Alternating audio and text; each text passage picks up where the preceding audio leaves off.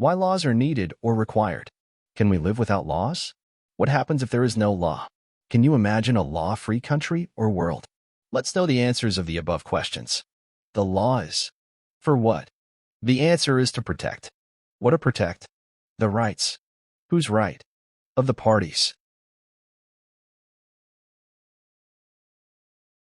Who are parties? It can be an individual, an organization, or a combination of individual and organization.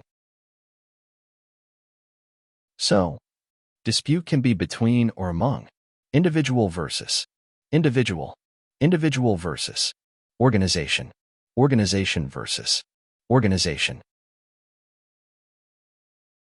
If no law, what happens? Dispute, conflict, fight, war. End result: indiscipline, chaos, destruction. So, be a law-abiding citizen. But extreme or excessive law causes movement and agitation. Like Kisan movement against Kisan law, drivers' agitation against motor vehicle law. Thank you for watching. Please like and subscribe my channel for more information. See you again with new videos.